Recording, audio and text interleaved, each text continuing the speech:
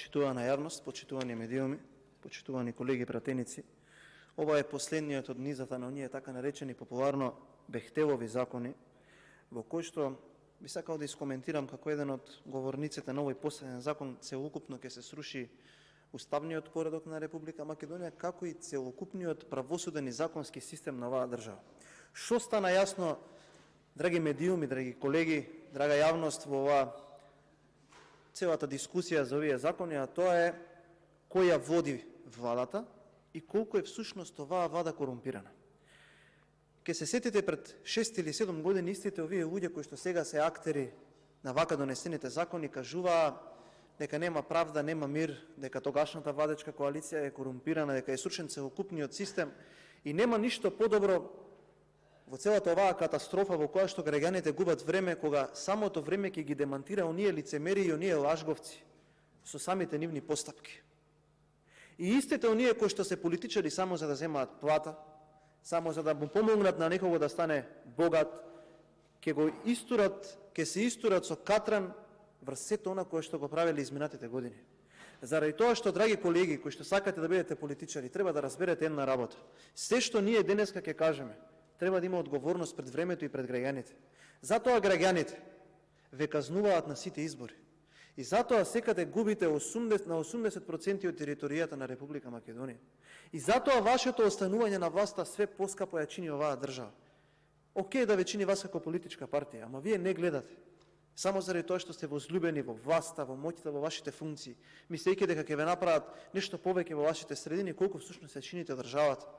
Вашето подредена улога на оние кои што не се тука, на оние кои што ве натераа да се подпишете и покрај тоа што врска немате со ова кој што го предложуваат, и да ги браните тука, и да читате партиски соопштенија, мислејќи дека на тој начин утре ќе му текне на Димитар Ковачевски да ве постави повторно за пратеници или за други функционери, се лажете многу. И сега ќе ви кажам директно со факти зошто и правите многу голема контрауслуга на нашата држава. Зошто вака донесените закони нема да ве направат подобри, нема да ви ги донесат функциите, туку буквално граѓаните ќе ве осудуваат. И немојте ме молам да мислите дека кога граѓаните ве критикуваат, кога полиција стои пред вашите домови да ве брани заради одлуките кои што ги носите надвор од поддршката на народот, дека ги донесе нешто добро, зашто функциите поминуваат, ама образот останува. Затоа што вашите деца утре ќе треба да живеат во оваа држава. Само да ви кажам, она минато на кое што вие толку многу гордо се повикувате, од 45 до 90 година, потомците на тие луѓе кои што тогаш управувале државата се срамат од нив. Нема да најдете никој кој што гордо кажува дека неговиот татко, неговиот дедо учествувал во управувањето на државата. Знаете ли зошто? Зашто и го правеле на оваа држава тоа што вие го правите сега.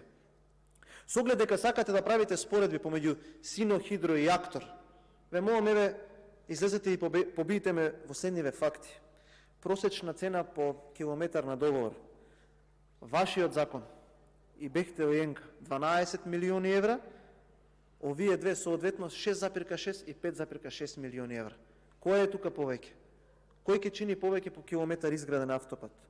Други дополнителни трошоци немало ниту во Актор, немало ниту со Синохидро, ама сега има на 25 ставки дополнителни трошоци. Со Бехтел и Енка, со законот кој што вие сакате да го изгласате. Трошоци за поврзување на струја, вода и газ на сметка на Синохидро, на сметка на Актор, а замислете овде вели на сметка на Република Македонија. И сега кој е во подредена ситуација? Вели обврска за вработување на македонски граѓани. Само 31% обврска за вработување на македонските граѓани. Ајде, почитувани пратеници што или читачи на партиски соопштенија, демантирајте ме во стемново. Ослободување од задржан данок од 10% за услуги во странство. Во овие два случаи претходно градените автопати нема, а тука вика целосно и дава можност целосната добивка да се изнесе од Република Македонија. И сега кој е полош договор? Кој склучувал договори кои што биле полоши? И знаете што? Нема одговор. Зошто? Затоа што немаат одобрение од Артан Груби да го кажат тоа. Затоа што тој треба да ги земе парите. И тие пари треба да го плати Ковачевски, кој што во уставните измени сака да внесе одредба дека Македонија ќе биде бинационална држава. Затоа ви се потребни овие криминали, за тоа да го финансирате, а вие сте соучесници. Вели, важечко законодавство на договор. Во овие два случаи било македонското, сега е на Англија и на Велс. Што е ова ако не е предавство? Што е ова ако не е подредување на подредена ситуација во државата? Вели барање за измена во други закони. Ваму вели нема барање за измена на други закони, целокупното законодавство на Македонија е важно, а ваму вели 8 закони треба да донесете нови кои што се целосно во колизија со уставот на една држава. И вие тоа го правите. Времето ве демантира. А лажете. Вели можност за префрлање на договорот на трета страна. Во овие два договора нема. Овде има. И тоа без согласност на Република Македонија. Замислете, има обврска дадена во договорот да се префрли на трета страна без да има одобрение Република Македонија. Па сваќате ли бре вие што е тоа? Има ли еден таму правник во партијата да ви рече застанете? Или ајде така кажале овие одуи стрикно до Артан. Сега ќе го браниме Артан. Цело СДСМ, сите пратеници, мака ми е да го гледам тоа. Сите се застанати во одбрана на Артан груби. Мака ми е да го гледам тоа. Не ради тоа што е нешто по националност. Немам ја ништо против никого. Само заради криминалното поведение. Мака ми е да ве гледам како браните криминали на една партија, која што потоа со црни пари ви ги враќа внатре во партијата, за да гласате сети некакви работи со кои што ви уценуваат. Обврска за изготвување на главниот проект и техничката документација.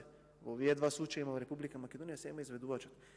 Па зар немало некој попаметен да смисли од сите министри за транспорт зошто не се дава таа обврска на изведувач? Затоа што држава контролира бре луѓе.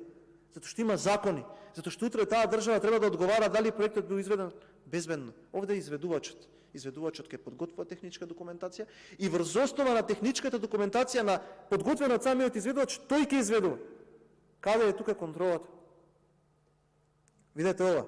Одговорност за грешки во главниот проект и документацијата е на терет на изготвувачот на проектот.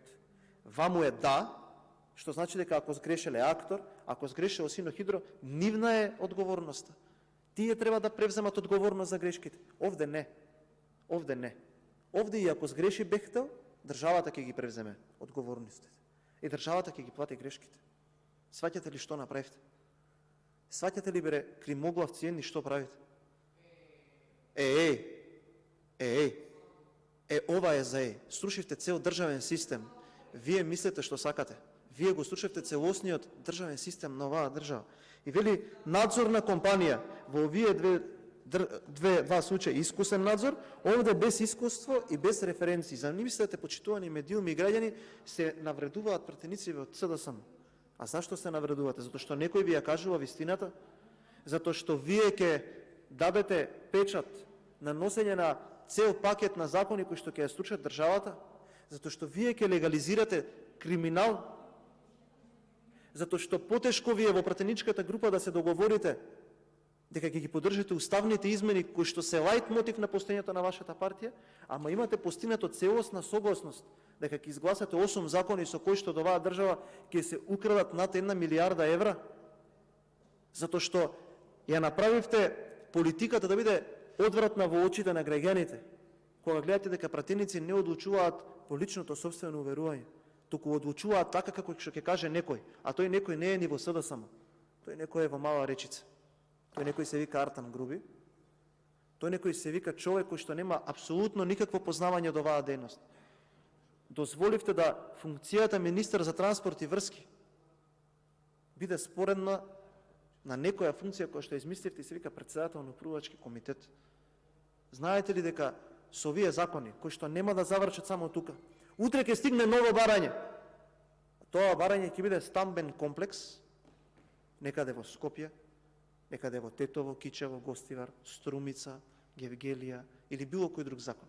И ќе рече тоа е од стратешки интерес. И ќе треба тој инвеститор да го ослободиме од давачки, да ги суспендираме законите за урбанистичко планирање и за градење, законите за работни односи, само за да некој направи профит. Навистина жалам што успеавте ова така шверцерски да го протнете во собранието и последните секунди ќе ги искористам за следно. Никогаш нема да прифатам да бидам дел од политичко мучуриште со климоглавци и луѓе кои што сакаат да минуваат криминал. Не ги поддржувам овие закони, никогаш нема да се согласам да гласам за нешто што ќе ја стави мојата држава во подредена ситуација. И еднаш, бидете сигурни, бидете посигурни од било што, за ова што ќе ви го кажам, во оваа држава ќе има одговорност за овој криминал кој што ќе биде сторен, а кој што вие го дозволивте со овие закони. Благодарам.